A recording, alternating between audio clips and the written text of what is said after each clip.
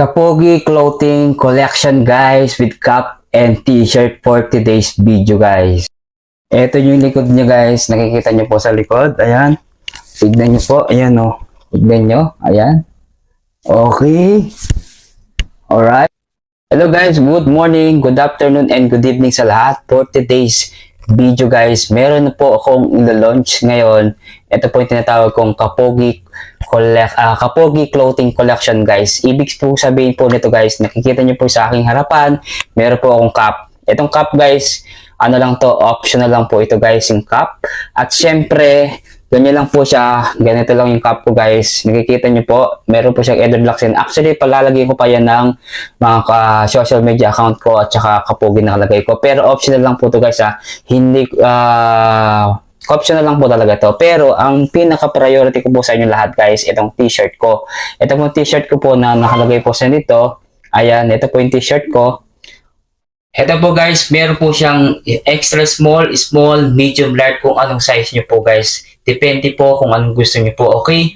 Ito guys, kung tatanong nyo kung magkano po yung amount nito guys is 499 pesos po, okay? Sulit na po guys, meron po siyang makapal na po yung tela guys. Ayun po yung likod niya, ito yung likod niya.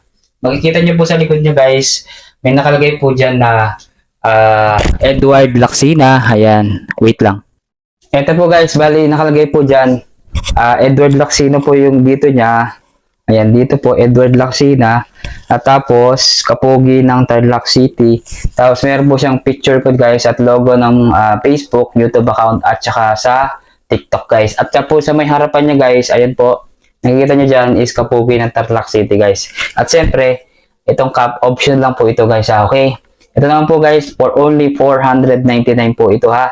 Separate pa po yung shipping nyo kung saan po kayo lagay. Kung gusto niyo po mag-order guys, okay, sabihin nyo lang po sa akin. Okay?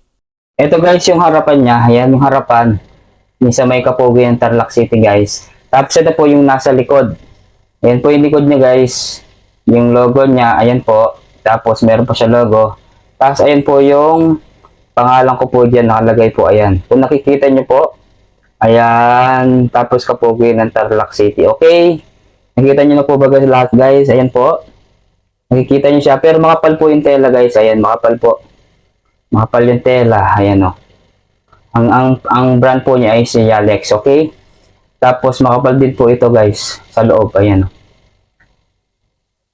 Ano nga ba ang purpose ni Kapogi dito sa kanyang benta guys? Dito sa Facebook t-shirt ko na collection guys. Okay? Okay po, ang purpose ko po dito guys, sa lahat po ng mga na collection ko po na pera dito at separate po yung puhunan at siyempre kung ano po yung magiging tubo ko po dito guys, itutulong po ko yan guys. Actually, meron po talaga akong charity kung anong mangyayari po guys.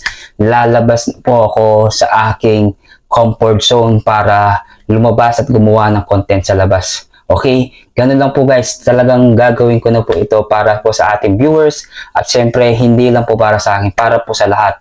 At talagang gagawa na talaga ako at decidido na po ako sa sarili ko at para sa aking Team Zombie. Syempre sila po yung aking kalakasan dito at syempre si Lord, hindi ko makakalimutan si Lord. At syempre sa lahat po ng mga star senders, sa mga sponsors in case at mga tutulong po sa akin, sa lahat po ng bumubuo ng Team Zombie, especially sa lahat dyan.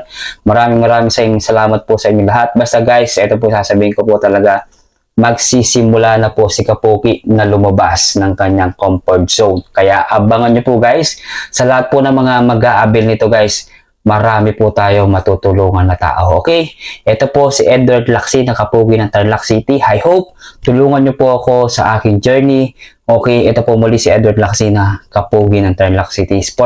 For more info or details about dito sa t-shirt, i-PM nyo lang po ako. Okay, maraming salamat po sa inyo lahat. And don't forget to like and share. And pakipollow na rin po at pakisubscribe po yung YouTube channel ko. Maraming salamat po sa inyo lahat. And God bless you all.